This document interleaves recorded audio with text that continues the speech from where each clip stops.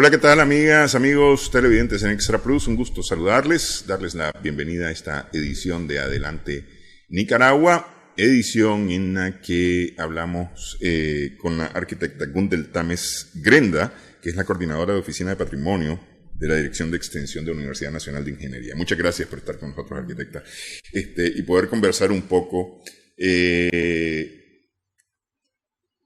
a inicios de este mes. A propósito del aniversario de Managua y el aniversario de la universidad, de la UNI, se realizó un coloquio sobre Managua, ¿no? Entre otras cosas, se firmó el Acta de Amigos del Patrimonio de Managua, de creación del Grupo de Amigos del Patrimonio de Managua. Y resultó lo más interesante el coloquio porque la verdad es que uno cuando piensa en patrimonio está pensando, no sé, de repente en algún edificio, está pensando tal vez en algún monumento, pero realmente hay una visión distinta del patrimonio ya cuando uno se mete a trabajar con el patrimonio. Para mí fue un coloquio muy interesante, muy productivo, ¿no? De mucho aprendizaje. Especialmente la parte de la UNI, donde me gustaría empezar entendiendo qué cosa es extensión, ¿no? Desde el punto de vista de la universidad, porque a veces no terminamos de entender todos qué cosa es la extensión de la universidad. Ok, entonces la extensión es una de las funciones sustentantes de nuestra labor como universidad. Y es precisamente ese vínculo que nos permite llegar al contexto real. Es ese vínculo que nos permite formarnos, ese vínculo que nos permite devolver a la sociedad lo que se nos da para poder funcionar. El ámbito de la extensión, si bien a veces se referencia con extensión cultural, ¿verdad? En realidad va en todas las líneas en las que la universidad trabaja. En el caso de la Universidad Nacional de Ingeniería, el área de extensión tiene diferentes líneas de trabajo. Hay una línea que está orientada al tema de construcción sostenible. Dentro de esto, pues todas las técnicas correctas de investigación, capacitación, entrar en territorio y ayudar precisamente a que las cosas se hagan correctamente y que las obras construidas sean seguras. Existe otra línea que trabaja con las municipalidades, para nosotros el FODMU, y esta línea de extensión permite apoyar a las municipalidades en proyectos diversos, infraestructura, ¿verdad? Sobre todo.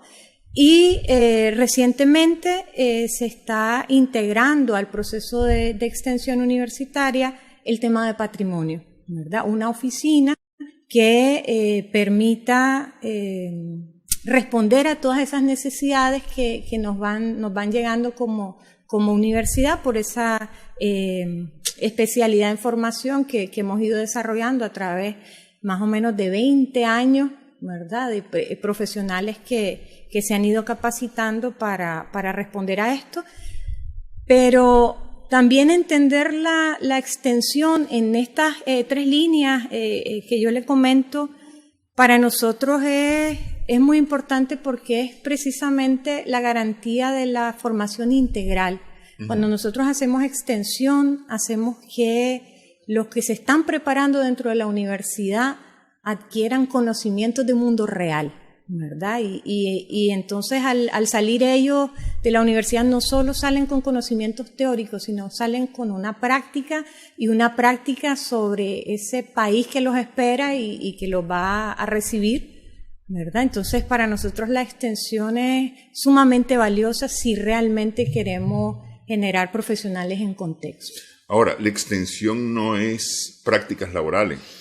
No es cuando los muchachos salen y tienen que cumplir una cantidad de horas de práctica. Sí, muy buena su pregunta. La extensión tiene diferentes maneras de realizarse, ¿verdad? Desde laboratorios de aprendizaje, ¿verdad? Que son experiencias que muchas veces están vinculadas a asignaturas. Nosotros tenemos asignaturas que terminan en trabajos de curso. Quiere decir que para que él lo apruebe, pues tiene que hacer un ejercicio, un contacto con la realidad y dar una solución a la situación a la que se enfrenta. Entonces, la realidad para nosotros, en el caso de la extensión, puede estar vinculada desde una clase, una asignatura en cualquiera de nuestras carreras que tiene un trabajo de curso. Uh-huh. La extensión puede estar también vinculada a pasantías, ¿verdad? La extensión, que son periodos mucho más largos de estadía y permanencia en un sitio para empaparse más de esa realidad y por tanto tener soluciones mayores, ¿verdad? Un poco más complejas. También dentro de la extensión está la línea de forma de graduación, ¿verdad? Se puede alguien graduar también dentro de la extensión haciendo 8 meses, un año de experiencia laboral, ¿verdad? Y luego se puede hacer extensión desde proyectos específicos que llegan a la dirección y se ejecutan, ¿verdad? Entonces, para nosotros, la extensión tiene muchas vías para conectarnos con esa realidad y que exactamente esa extensión nos enriquezca, porque eso es un poquito también el planteamiento que hay que hacer. La extensión no solo solventar una solicitud, extensión es alimentarnos, retroalimentarnos y por tanto reacomodar lo que tengamos que reacomodar internamente, porque ese diálogo, formación, realidad es la que te permite realmente estar actualizado. Uh-huh.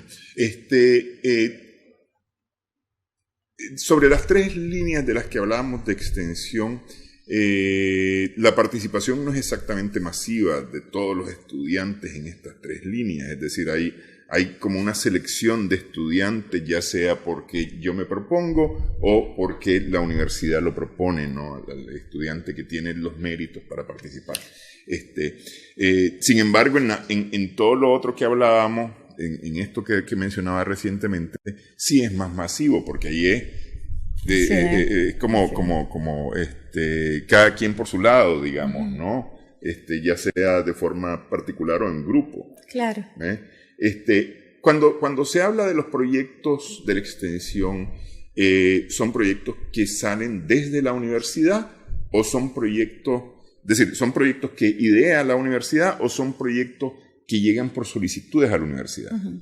Entonces, en el caso de los temas de extensión que se hacen, por ejemplo, en las asignaturas que terminan en trabajo de curso, cada facultad tiene un coordinador de extensión. O sea, uh-huh, cuando hablamos nosotros de extensión universitaria y yo comento estas 3 líneas fuertes que tenemos, ¿verdad? También tengo que comentar que cada facultad tiene un coordinador de extensión. Entonces, cada facultad tiene un plan de trabajo, uh-huh, anual y tiene sus propias líneas, uh-huh, y eso es lo que permite que la extensión llegue a ese nivel, ¿verdad? Y no esté, digámoslo, como de manera descoordinada y tal, sino forma parte de una estrategia macro, uh-huh, ¿sí? En el caso de ya se me olvidó la pregunta. La creación de los proyectos. Ok, uh-huh. Entonces, en el caso de cómo nosotros llegamos a proyectos, hay diferentes maneras. Nosotros tenemos identificadas acciones que de alguna manera es necesario dar respuesta. También es importante quizás aquí aclarar que hay una vinculación muy estrecha entre extensión universitaria e investigación universitaria. Uh-huh. Si bien estructuralmente tenemos una dirección de extensión y una dirección de investigación, pues vamos a veces a campo haciendo extensión y lo que vamos a hacer es investigación, ¿verdad? Sí. Entonces, hay unas líneas abiertas dentro de la universidad que establecen procesos de extensión que te van a llevar a investigación, porque sabemos que hay una necesidad en el país, uh-huh, por dar respuesta. Eso es una de las vías. Otra de las vías es que el gobierno, las municipalidades, la sociedad en general se acerque a nosotros y nos solicite apoyo para un proyecto o una situación particular que requiere respuesta técnica. Por ejemplo, el Plan Maestro de Managua, ¿han trabajado ustedes con el Plan Maestro de Managua? Sí, en una de las direcciones que coordina la Oficina de Extensión se apoyó el tema del Plan Maestro, ¿verdad? Porque hay diferentes estudios, pero luego había que concretar prioridades, plazos, procesos. Y es ahí donde se inserta la oficina y entonces ayuda, se integra a los técnicos municipales y ayuda precisamente a sentar en territorio y hacer esa estrategia de planificación, priorizando qué son las acciones que deben irse tomando, ¿verdad? Entonces ahí, por ejemplo, eso viene desde las municipalidades a solicitud y se participa en el proceso, se diseñan procesos metodológicos, capacitación, trabajo con técnicos municipales y al final se tiene el producto. Ok.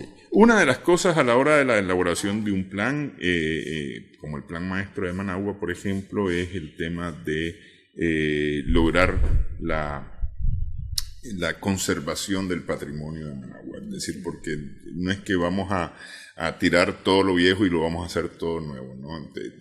Porque todo tiene de alguna manera su valor, su riqueza, desde varios puntos de vista. Vamos a hacer la pausa y vamos a hablar exactamente de lo que está haciendo la Oficina de Patrimonio.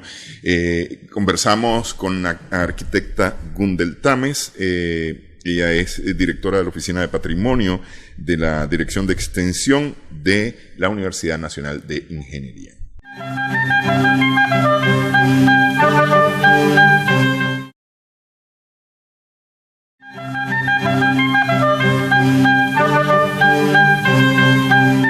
Seguimos en Adelante Nicaragua en Extra Plus. Estamos conversando con la arquitecta Gundel Tames.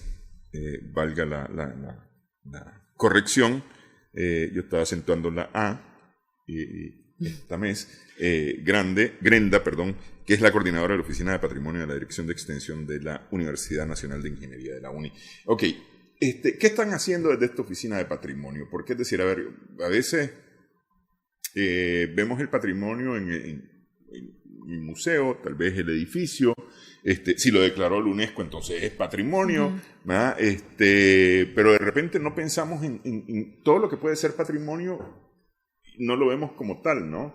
Es decir, decimos la calle vieja, la casa vieja, ¿no? Sí. Sí, en el caso, nos pasa mucho eso, cuando nosotros hablamos de patrimonio, la gente referencia a que estamos hablando de edificaciones antiguas nada más, generalmente se van al adobe y el taquezal y eso es lo que consideran, ¿verdad?, dentro del patrimonio. Cuando se menciona la Universidad Nacional de Ingeniería, ¿verdad?, se asume que solamente se trabaja con edificios y que son lo que ellos llaman edificios viejos. En realidad, si hablamos de patrimonio construido, el patrimonio moderno es patrimonio ya como categoría, ¿verdad? Grandes arquitectos como Mies van der Rohe, Le Corbusier, que son hitos que marcan el desarrollo de la arquitectura moderna, tienen ya los edificios declarados Patrimonio de la Humanidad. Si nosotros nos ubicáramos en contexto, por ejemplo, el Teatro Nacional entra dentro de la categoría para nosotros de patrimonio moderno, ¿verdad? Y eso es un tema, yo creo que todavía tenemos como pendiente, porque hay que llegar a que las personas empiecen a ampliar ese concepto que se tiene de patrimonio, ¿verdad? Pero bueno, a ver, el teatro, por ejemplo, acaba de cumplir 50 años, ¿no? De haber sido inaugurado. Es decir, ya podría considerarse como un edificio viejo. Sí, nosotros generalmente cuando hablamos de patrimonio, bueno, hay muchas categorías, ¿verdad? Patrimonio moderno es una categoría que nos ha permitido poner en valor edificios de esa época. Generalmente podríamos estar hablando de edificios que tienen 20 años de distancia al momento en que nosotros lo estemos viviendo. Eso para nosotros ya puede ser entendido patrimonio. Porque ¿verdad? Yo entendería el patrimonio como algo que representa decir, que en el caso de Managua, por ejemplo, algo que representa Managua, algo que identifica a Managua, exacto, algo que yo digo, Montoya, la estatua de Montoya, y entonces uno dice, ese es Managua. Sí. Sí. Entonces, esa referido a lo que se genera cuando dicen patrimonio, extensión y Universidad Nacional de Ingeniería, se concentran en edificios. En realidad, nuestra línea de trabajo va también en la línea del patrimonio inmaterial, ¿verdad? En esos elementos que generan identidad, ¿verdad? Y que está desde las tradiciones, desde las costumbres, desde la manera de hacerse. Y eso nos permite, pues, tener ese plus de valorar las cosas en una dimensión más integral, porque si solo nos centramos en el objeto material, daríamos solución a la problemática del objeto material, del sistema constructivo. Nosotros hacemos una lectura que va más allá de su gestión cultural, y esto implica tanto la razón que lo generó, el valor histórico que tenía, el valor histórico que tiene ahora, porque hay sitios que a través del tiempo adquieren ese valor, ese reconocimiento social, y por tanto se convierten en un elemento de identidad. Por ejemplo, en el caso de Nicaragua, en el caso de Managua, culturalmente tenemos un tema bien particular, y es que la referenciación no la hacemos sobre número de calles, norte, sur, este, oeste, avenida, como sería en otro país del mundo. Nosotros lo referenciamos a algo, ¿verdad? Y ese algo puede haber no estado hace muchísimo tiempo atrás, y eso forma parte de un elemento de la identidad cultural. Otra persona viene acá y difícilmente se ubica si yo le digo de dónde fue el arbolito. O sea, debe ser una cosa insólita para alguien, porque ¿cuántos árboles hay? ¿Y cómo sé dónde fue del que él se está refiriendo? Si cuántos árboles pudieron haber aquí. Entonces, eso es un tema cultural que en temas de funcionamiento y planificación territorial no es muy cómodo de trabajar, pero la cultura a veces hace esto. Y preservar ese árbol y esa referencia es importante, porque si no, culturalmente perdemos ese valor. Entonces, cuando nosotros trabajamos patrimonio cultural, en el caso de la UNI, lo trabajamos desde todos esos tamices, no solo desde lo físico, sino de todo eso que la gente le da valor, que la gente le da sentido de identidad, que la gente entiende como cultura, ¿verdad? Y a veces es algo existente, algo no existente. Y además, desde esa preocupación de entender que la cultura no está congelada, ¿verdad? La cultura no es lo que hicieron mis abuelos nada más.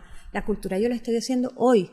Esto que yo hago hoy es un tema que pertenece a mi cultura, que pertenece a mi identidad. Entonces también verla con ese respeto de sensibilizar con que no hay que congelar las cosas, ¿verdad? Hay que entenderlas, hay que estudiar, hay que documentar, pero también hay que ir viendo cómo las nuevas generaciones van haciendo cultura, ¿verdad? Con ese respeto y ir documentando, validando y por tanto que esto se convierta en el entender cultural en el sentido amplio.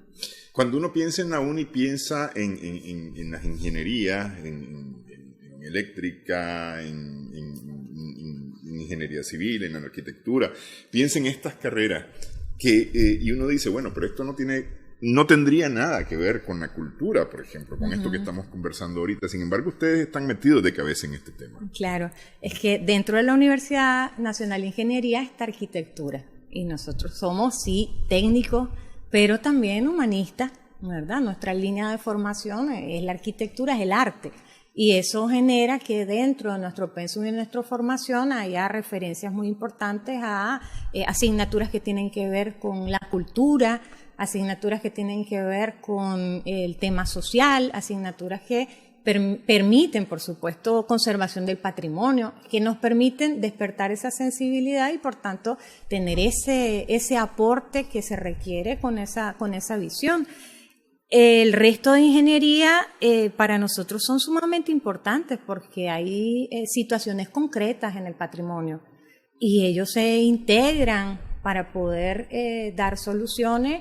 Cuando se hace un análisis de un centro histórico no es inmaterial, es material, tiene infraestructura, tiene equipamiento.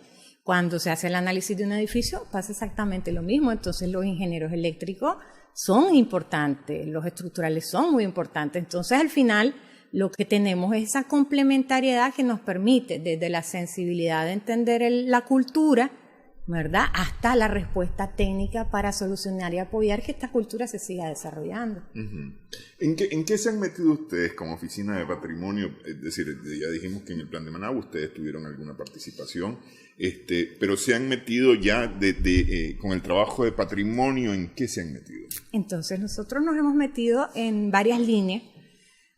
Nos hemos metido en edificios, o sea, en solución técnica, científica, diagnóstico de edificios para saber su estado de conservación y por tanto poder responder a las necesidades para su rehabilitación o su restauración. Nos hemos metido en temas de investigación, ¿verdad? Y en este caso hemos intentado usar la tecnología como una de las líneas que marquen el tipo de investigación que nosotros queremos desarrollar. En ese caso nos ha permitido entrar en contacto con otros profesionales que no son los de nuestra área. Por ejemplo, hemos desarrollado procesos o herramientas de investigación que van para los arqueólogos, ¿verdad? Que le facilitan a ellos el trabajo, que facilita que el patrimonio que ellos, que está bajo su cargo, no tengan que entrar en contacto con él, que tocarlo, tienen suficiente información para poderlo desarrollar y estudiar sin tener ese contacto que al fin del tiempo termina en detrimento de las piezas. Hemos trabajado el tema de la difusión cultural, ¿verdad? Investigación, documentación, precisamente porque patrimonio que no se conoce es patrimonio que se pierde. Lo mejor que se puede hacer para la conservación del patrimonio es el tema de la sensibilización, es la documentación, es contarlo, hacer partícipe a las siguientes generaciones de lo que es patrimonio, porque si no hay un corte ahí. Entonces, hemos intentado incidir en lo físico, hemos intentado incidir en lo físico-técnico, en la investigación, generando investigación nosotros, pero también ayudando a otras especialidades que tengan manejo y cercanía con la tecnología que les facilite la investigación, con personas que están en el país, inclusive con personas que pueden estar fuera del país, poder tener ellos esa asesoría técnica y por supuesto en la línea de la difusión, ¿verdad? Y de compartir el tema del patrimonio, la documentación. Ok, uno de estos, o más bien la tecnología ha sido vital, digamos, importante para poder trabajar estos temas. Por ejemplo, desde el punto de vista de la arqueología, mirábamos el trabajo de Huellas de Acahualinca, por ejemplo, que es un ejemplo muy ilustrativo de esto que estamos conversando. ¿Qué han hecho ustedes o expliquemos qué ha sucedido con Huellas de Acahualinca? Además de todo lo que se ha sabido de que se cayó una pared, se rehabilitó, se rescataron las huellas. Entonces, en el caso de las Huellas de Acahualinca, para nosotros fue un reto, ¿verdad? Nosotros estábamos usando una técnica llamada fotogrametría en el equipo de trabajo, que a partir de un sinnúmero de cantidad de fotografías en alta resolución y unos programas, unos software, nos permitían generar las piezas. En este caso estábamos trabajando con elementos escultóricos, volverlos en 3 dimensiones, pero en dimensión real. O sea, que esa pieza luego nosotros podíamos hacer investigación histórica, encontrar los faltantes y hacer restauración digital de la pieza. Nos permitía eso, documentarla realmente, saber exactamente la dimensión, ¿verdad? Y en algunos casos, piezas que ya no estaban en su sitio, poderlas documentar, generarla y luego ponerla en su lugar original, aunque no esté, pero digitalmente hacer esa reconstrucción. Estábamos trabajando ese tema con elementos escultóricos, con los frontones de catedral, y se usó la misma técnica.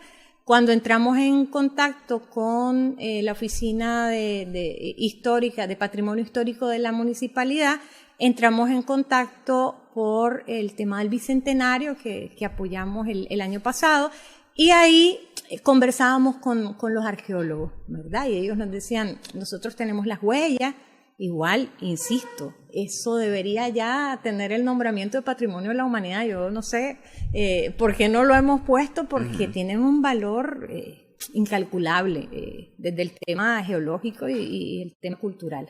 Entonces conversábamos y yo les comentaba y les mostraba, esto es lo que nosotros estamos haciendo, y decir, ¿por qué no lo intentamos en las huellas de Cabo el Inca?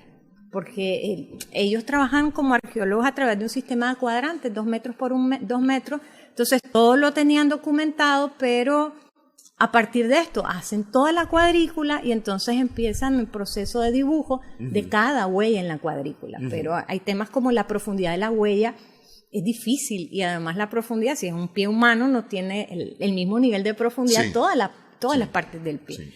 Entonces nos sumamos al reto y dijimos, ok, usemos esa técnica que nosotros la estamos usando para el tema artístico, intentemos llevarlo a generar una herramienta para que ellos puedan desarrollar investigación científica.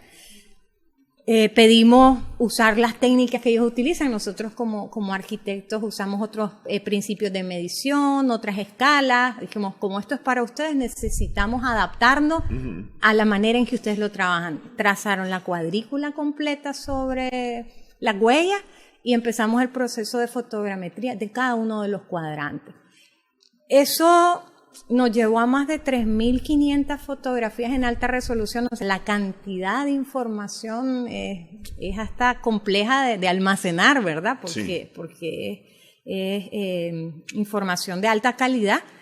Nos permitió generar la fotogrametría y eso a ellos les está permitiendo que este año puedan hacer un plan de manejo y gestión de las huellas, ¿verdad? Porque en esa fotogrametría, además de permitir ver cosas que no se pueden ver si yo las veo desde encima, porque yo puedo ver que hay huellas, pero yo no sé exactamente la forma de esas huellas. Este sistema te permite que si ellos quisieran podrían imprimirla en 3 dimensiones cada huella, ¿verdad? Esa información. Permite que digitalmente ellos puedan mover el programa y ver la huella exactamente la profundidad. Desde otra perspectiva. Claro, sí. Perspectivas que no son posibles, ¿verdad? Esto sería algo así como un escaneo tridimensional. Exactamente. Como una tomografía casi. Exactamente. Y entonces eso les permite tener, por ejemplo, cada fisura, cada fractura que hay en cada cuadrante, y ante un sismo ellos puedan hacer una evaluación y saber exactamente a ciencia cierta si generó algún problema en la huella o no. Ahora es un poco difícil, antes era un poco difícil. Se tenían los cuadrantes, las huellas por cuadrante y alguna fotografía que luego te permitía ir a sitio y decir si se alteró o no. Ahora ellos pueden hacer un levantamiento exactamente de cómo está y evaluar cada vez que se presenta una situación al respecto. Les permite entrar en contacto con arqueólogos en otros países que quieran apoyar procesos de investigación en las huellas. Les permite tener contacto con la información sin tener que tocarla, ¿verdad? Nosotros nos costó bastante el proceso de hacer la fotogrametría porque la idea es que ves las huellas y tenés esa sensibilización sobre el valor que tiene, la antigüedad que tienen, lo que representan, y hacer el proceso de fotogrametría fue estar encima, ¿verdad? Nosotros con todos los cuidados, con elementos para no tocarla, nada, ninguna superficie, no provocarle un daño, pero nos era difícil, o sea, esa sensación de estar pasando sobre eso. Ahora no es necesario eso, ¿verdad? Los arqueólogos no tienen que montar nuevamente la cuadrícula y caminar encima, aunque sea con todo el cuidado del mundo, para validar. Ellos ya lo pueden usar desde un equipo tecnológico, ver, visualizar y poder tener contacto, y eso genera menos desgaste, menos uso y por tanto más protección y más tiempo de duración de este patrimonio. Pensando para el uso público, podría ser que se imprima la huella o una parte y ponerlo a disposición del público a nivel del público, porque es decir, las huellas están abajo, uno mira casi desde un balcón, digamos, ¿no? La huella, pero ponerla a nivel del público para que uno sí pueda verla de cerca, incluso hasta tocarla, porque es decir, es reemplazable de lo que se puede hacer después. Claro, ¿no? Inclusive se puede hacer un análisis de investigación de cuántas personas realmente son las que están documentadas ahí, porque la huella es la huella con su dimensión. Sí. Entonces, si uno quiere llegar a un nivel de investigación particular, podría realmente seguirse la pista del individuo porque tenés la certeza de que es el pie del individuo, ¿verdad? Sí. No solo por la observación. Se puede identificar plenamente. Podés llegar ahí. Entonces, esto para nosotros fue primero un reto, y luego una herramienta que nos parece sumamente fantástica para invitar a la investigación. Sumamente fantástica para la investigación local, pero también para la investigación de expertos internacionales que nos quieran aportar para realmente poner en su justo valor ese sitio y que se le dé el reconocimiento que merece. Ok, vamos a hacer pausa nuevamente en esta edición de Adelante Nicaragua. Lo que se aplicó en Acahualinca es una experiencia de catedral, de la Catedral Santiago de Managua, la que está al lado de la Plaza de la Revolución frente al Parque Central, sí. ¿no? Hacemos una pausa y hablamos acerca de la Catedral de Managua al regresar.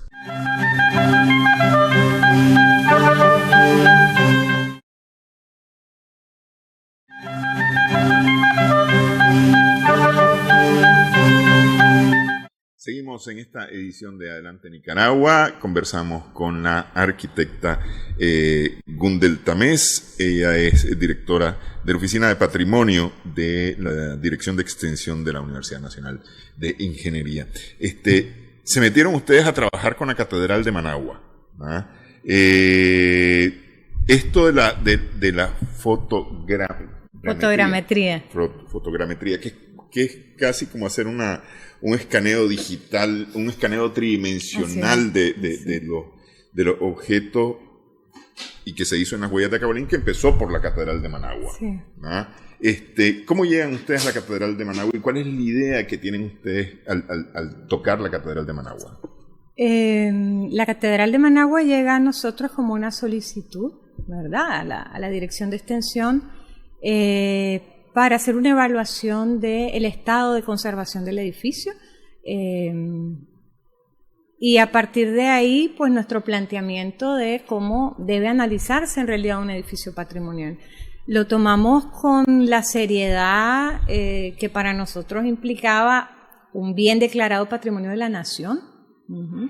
Lo tomamos con la seriedad con la que se toma un edificio que va a ser estudiado como Patrimonio de la Humanidad. Eso quiere decir que todas las normativas y las directrices que nosotros usamos son las directrices de la UNESCO, ¿verdad? Porque queríamos hacerlo bien, queríamos realmente tener un trabajo muy detallado, muy claro, un trabajo que no tuviera que digamos, deberle nada a la manera de analizar un edificio. En ese sentido, ese estudio nos permitió plantearnos el tema procedimental correcto según las normas internacionales de análisis de un bien patrimonial, que no es solo él, sino es su entorno, ¿verdad? Que no es solo él físicamente, sino es su historia. Que no es solo su historia y él, sino son todos sus valores agregados, sus valores artísticos, sus valores arquitectónicos, ¿verdad? Y eso nos planteó pues una serie de retos que nos invitó a hacer las cosas, digamos, correctamente, ¿verdad? Eso nos generó 7 estudios específicos para poder acercarnos a cómo está catedral y cómo está catedral de entorno, desde sus valores, desde su estado de conservación, ¿verdad? Y por tanto llegar a niveles de meternos con el tema artístico, y es ahí donde experimentamos con la fotogrametría, ¿verdad? Como un elemento que nos permita, nosotros tenemos abierta aún esa investigación histórica. Catedral tiene muchos altares que por haber estado abierta muchos años y sin ningún tema de seguridad, fueron saqueados muchos de sus altares, ¿verdad? Tenían muchos altares en mármol y al final eso pues es un material que puede ser vendible, y eso hizo que cuando nosotros llegáramos ahí, muchos de sus altares ya no estaban, ¿verdad? Sabíamos dónde era, había una masa soporte del mármol, pero no estaba ningún referente. tocó hacer investigación histórica para identificar qué altar era, quién estaba dedicado, y luego hacer todo un proceso de investigación histórica, libros, revistas de época, diarios. La gente se tomaba poca fotografía, pero la gente en un bautizo, en una boda, si era devoto de esa imagen, tenían una foto, ¿verdad? Y entonces un archivo fotográfico histórico impresionante que nos hace la fotogrametría en el sentido inverso. Tenemos la fotogrametría de un objeto que nosotros podemos documentar y modelar digitalmente en 3D, o podemos inclusive en el sentido inverso, no tenerla y a partir de una fotografía dimensionar y restaurarlo digitalmente. Entonces, en el caso de Catedral estamos abiertos aún en esa línea de investigación y estamos trabajando cada uno de los altares que no está ahí, pero en la reconstrucción digital para poder recuperar esa historia. Este recurso fotográfico, ustedes lo han venido buscando, no es que haya un archivo de recursos fotográficos. No, el equipo que conforma este trabajo es el equipo que ha trabajado la fotogrametría, ¿verdad? Su línea de especialización, y han invertido un año entero de trabajo para hacer esa investigación. Han estado en los archivos del diario, han estado en contacto con gente que les hace llegar la fotografía. O sea, las vías han sido muchas para durante un año juntar todo el material, y en este momento están iniciando el proceso de restauración digital de cada una de las piezas. Inclusive lograron encontrar cada una de las imágenes religiosas originales, hicieron la fotogrametría. Entonces, cuando ellos restauren ese altar digital, también la imagen digital va a poder estar ahí. Eso con miras a plantearse a futuro la restauración y tomar decisiones de cómo procede, qué debe hacer, pero lo primero es recuperar el cómo era en su justa dimensión. Todo un trabajo de investigación. Sí. Es decir, de encontrar, rascar hasta ¿se han publicado algún tipo de anuncios para recuperar información? Ellas han trabajado con las redes sociales, ¿verdad? Y más bien con sitios de investigación con los que han podido ir avanzando. Mucha entrevista a gente que vivió Catedral, ¿verdad? Que creció de niño ahí y que tenía información o que podía comentar. Una solicitud amplia no hemos realizado, ¿verdad? En el caso de esto, pero ya en este momento, por toda la información que hemos logrado, estamos casi al 95% de tener toda la información necesaria para hacer este proceso de restauración. Ok. ¿Qué sucedería con la catedral? ¿Qué es lo que podría suceder con la catedral? ¿Podríamos en algún momento, en un futuro, tener una catedral remozada, restaurada, como fue originalmente, o dejarla de esa manera y solamente asegurarla para que pueda ser visitable? No sé, ¿qué es lo que se podría esperar de? Pues las posibilidades todas son, ¿verdad? Eso obedece mucho al tema recurso de inversión, ¿verdad? Hasta dónde se puede ir llegando, o más bien los plazos tiempos. Porque nosotros, no sé, tenemos una preocupación por la inmediatez, pero cuando uno habla de un edificio en Europa que es restaurado, tarda 15 años. Sí. ¿Verdad? Sí, entonces sí. Yo creo que también hay que irlo pensando con calma, con paciencia y, sí, no, por y eso, con los tiempos. Por eso pregunto, ¿en qué se podría pensar? ¿Se podría pensar en dejar esto tal como está, solamente tocarlo para que sea seguro? Yo creo que hay que ir empezando por un paso a la vez. Primero la seguridad y luego vas trabajando poco a poco hasta llegar a los detalles, ¿verdad? Te da para tanto siempre y cuando te manejes los tiempos por temas de recursos. Es más fácil, sí, se puede hacer rápido, pero el monto puede ser muy elevado. En cambio, digamos que lo más pronto que podemos encontrar o podemos esperar que ocurra es que con el trabajo que ustedes han hecho de las fotografías, poder ver la catedral como fue alguna vez. Sí. ¿Verdad? Incluso con sus colores, con todas sus formas completas. Así y hacer un recorrido virtual de la catedral. Inclusive ya dentro de la oficina tenemos recorridos digitales, uno puede ver, tenemos que hacer como un antes y un después, y dentro de la investigación científica es documentar a detalles el cómo está. Entonces hay un recorrido que te permite ver cómo está cada uno de los altares, cómo está cada uno de los elementos escultóricos, cómo están los espacios, porque eso es parte del proceso de investigación obligatoria para luego decir, ok, si esto es así, históricamente cómo era, y poder tomar decisiones hacia dónde se podría guiar, ¿verdad? El estudio está, la información está. Este es, digamos, como el reto más importante que han tenido hasta ahora. Así es. Y como se dice popularmente, les picó la rana. Sí. Es decir, les dejó el gusanito de hacer ahora. Es decir, pudimos. Hicimos, logramos esto y descubrimos lo que podemos hacer. Así es. Okay. Hablemos de eso, de para dónde van ahora, qué es lo que se están planteando. Vamos a hacer una pausa nuevamente en esta edición de Adelante Nicaragua.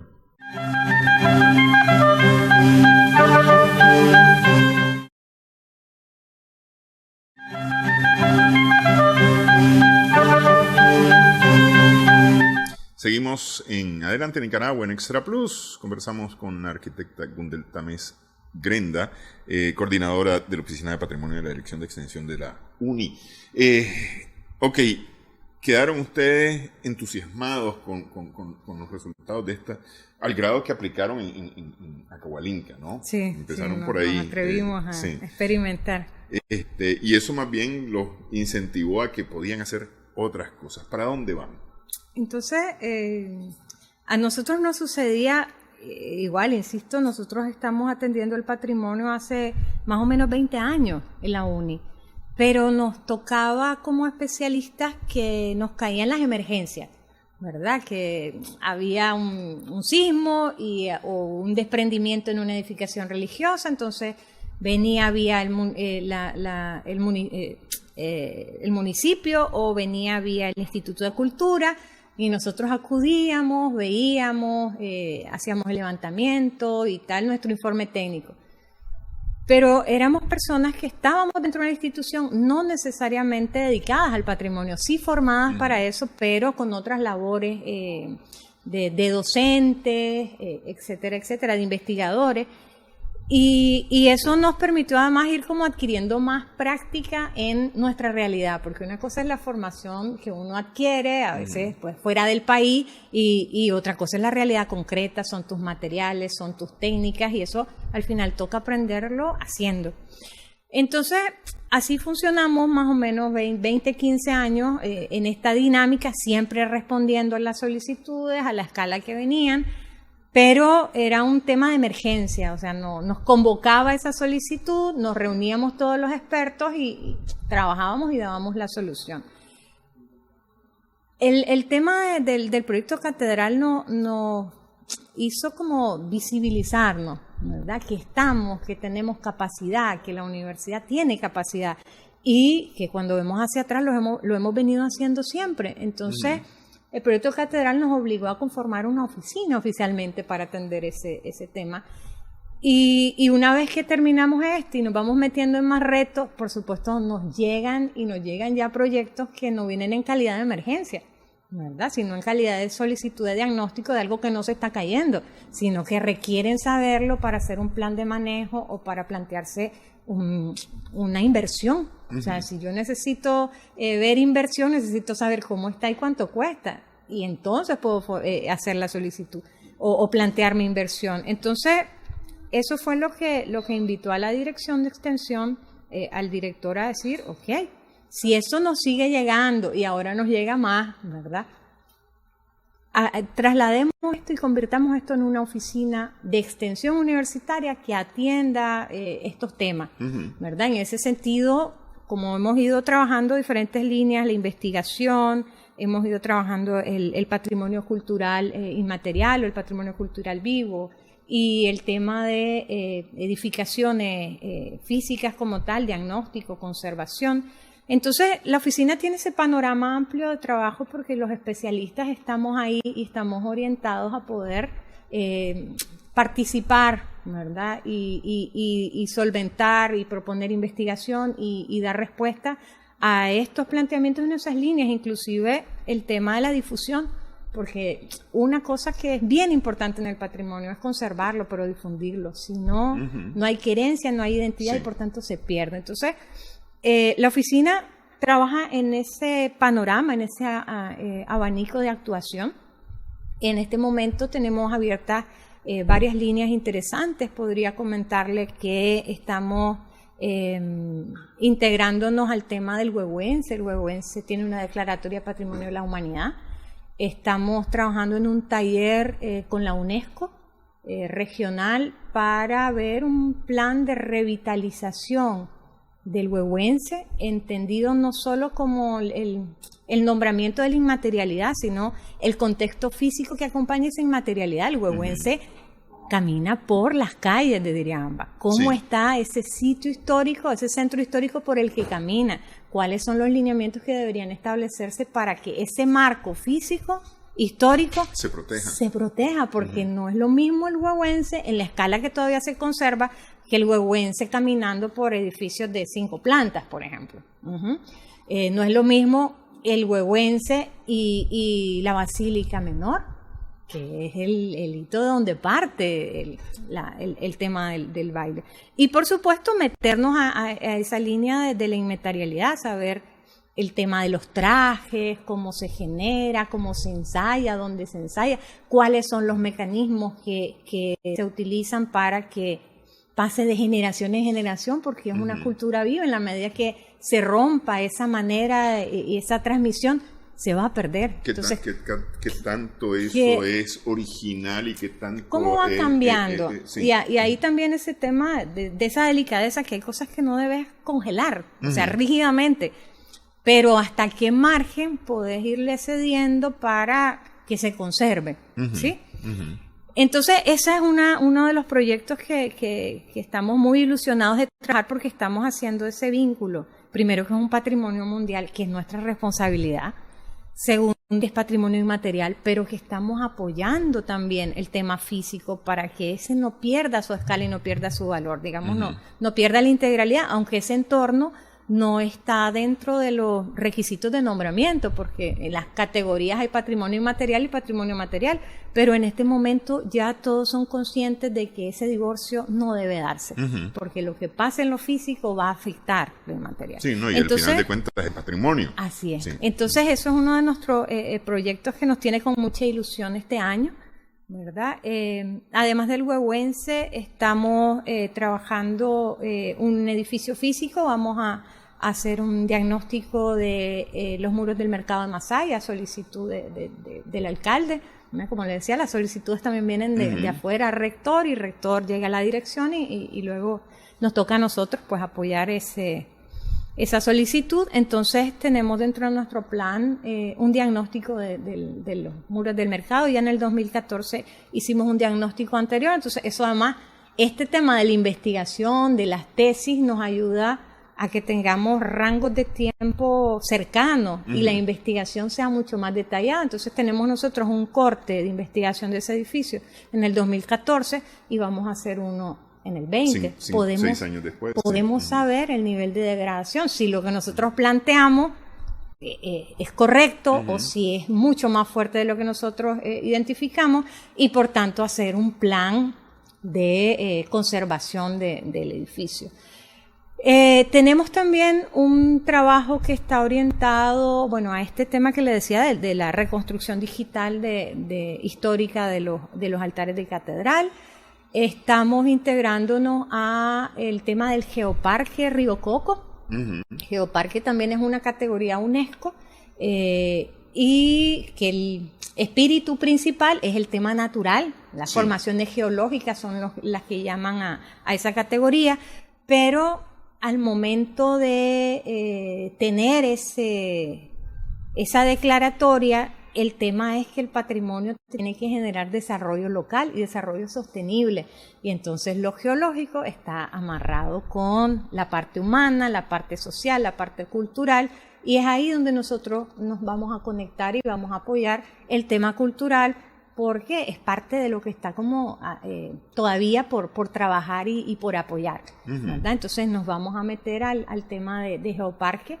en el área de Somoto, ¿verdad? El centro histórico, sus edificios, los valores que ellos tienen, cuáles son sus características, la parte inmaterial también, porque el tema de los nombramientos también tiene que ser entendido eso como algo que uno en positivo tiene que sacar provecho, ¿verdad? En positivo en el sentido de que si yo tengo esa declaratoria, toda la sociedad depositaria está obligada a que se preserve, pero ellos también tienen que tener pues un beneficio de alguna manera, ¿verdad? Sí, si no, no tiene un sentido. Y un beneficio que sea sostenible para que no vaya en detrimento, pero que ellos le encuentren utilidad. El patrimonio y la cultura es un pilar de desarrollo, así lo vemos nosotros ahora. Entonces, en ese sentido, pues apoyar el tema del geoparque, como algunos proyectos, y líneas que tenemos abiertas con la Oficina de Patrimonio Histórico de la Alcaldía. El tema de la huella de Acahualinca para nosotros sigue siendo un tema abierto. El tema de la capacitación en el uso de la fotogrametría para generar la investigación. El tema de capacitación en cuanto a mantenimiento y conservación de monumentos, ¿verdad? Dentro de nuestro equipo técnico hay un artista plástico que precisamente tiene todo este manejo artístico, entonces queremos generar un curso precisamente porque en territorio hay muchos monumentos, esto es patrimonio y a veces no es muy acertada las técnicas que se utilizan, entonces nos vamos a meter también a esa línea de capacitación, ¿verdad? Y estamos queriendo meternos a otro reto que también, igual que el huehuense, nos tiene en la oficina muy apasionados, y es meternos al río San Juan. Queremos meternos al río San Juan, hay mucho patrimonio, hay patrimonio natural y hay patrimonio cultural, y como allá pesa mucho lo natural, lo cultural a veces no se visibiliza. Y es difícil también seguir partiendo o tomando ese partido de aquí es natural y en otras zonas del país es cultural. No, patrimonio natural invita a que la sociedad en su entorno genere cultura. Sí. Y entonces también hay que meterse en el tema cultural y entender las dos cosas integrales, ¿verdad? Entonces estamos por ahí formulando una serie de ideas para apoyar esa parte. Generalmente las líneas de acción están en la parte pacífica y central, ¿verdad? Ahora queremos abarcar todo el territorio y estamos en ese proceso que, como le digo, para nosotros es muy importante, porque es patrimonio cultural, pero es inmaterial, es material y además natural. Sí. Hacer esas tres fusiones para nosotros creemos que es lo ideal realmente para incidir, ¿verdad?, en la conservación. En este trabajo se han metido ustedes a establecer relaciones con otras universidades, porque es decir, hay varios temas que tienen que ver con En el caso, por ejemplo, del río San Juan, que nosotros nos queremos integrar, este proyecto llega a nosotros a través del CNU, ¿verdad? Hay otras vías por las que llegan. Hay una coordinación. Entonces el CNU está en todas las universidades, ¿verdad? Y eso nos permite tener muchísima más fortaleza que la que tenemos solamente como UNI. Estamos limitados en ciertas áreas del conocimiento, en ciertas áreas de formación, y entonces ahí es cuando nos convoca el CNU para proyectos así, que nos hacemos fuertes como entidades universitarias. Sí, como centros de investigación, centros de conocimiento. Es ahí donde realmente podemos generar cosas valiosas. Bueno, me quedaría platicando más tiempo, pero la televisión nos deja una hora. Quiero agradecerle que haya estado con nosotros, arquitecta. Por invitarnos. Manténganos al pendiente de lo que se está haciendo, por favor, porque es bueno que todos sepamos, ¿verdad?, y conozcamos. Como usted dice, el patrimonio no solamente es trabajarlo, sino que hay que promocionarlo, hay que darlo a conocer. Sí. Gracias. Arquitecta Gundel Tamés Grenda, coordinadora de la Oficina de Patrimonio de la Dirección de Extensión de la Universidad Nacional de Ingeniería. Gracias también a nuestras amigas, amigos televidentes por su sintonía. Esperamos que el programa haya sido de provecho para usted.